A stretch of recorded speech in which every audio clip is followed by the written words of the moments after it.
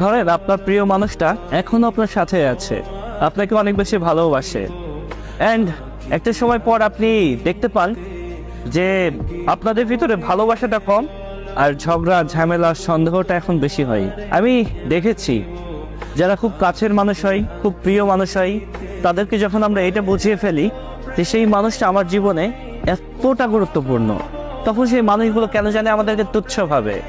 মানে ভালো কথা বললেও ওরা এমনভাবে কথাগুলো রিয়াক্ট করে যে আপনি সেটা মানতে পারবেন না। ইভেন আপনি তাকে বুঝাইলেন যে দেখো তুমি এমনটা করো না, তুমি অমনটা করো না, তুমি আমাকে বোঝার চেষ্টা করো। ভাই আমরা যদি সারা জীবন একসাথে থাকি তাহলে খুনছুটি এত ঝোড় ঝামেলা করে লাভ কি? আপনি যখন ভাই বোঝাবেন তখন সেই মানুষগুলো খুব সুন্দরভাবে বুঝবে, আপনার জ্ঞানগুলো সব নিবে এন্ড তারা মেনেও যাবে। বাট রাত পুড়িয়ে যখন দিনের আলোটা ফুটবে তখন সেই মানুষগুলো আবার আগের মতো হয়ে যাবে। আসলে এভাবে যখন আপনি ক্রমাগতভাবে বোঝাতেই থাকবেন, বাট একটা পর্যায়ে গিয়ে দেখবেন যা সে তাই হবে।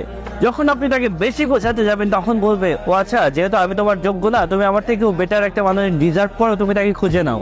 এই কথাগুলো যখন আপনি শুনবেন তখন আপনি চুপ হয়ে যাওয়া ছাড়া, দীর্ঘ একটা শ্বাস ফেলা ছাড়া আর কোনো কিছু করতে পারবেন না। Trust me.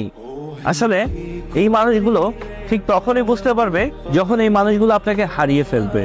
তার আগে আপনি যতই বোঝান তারা কখনোই বুঝবে না।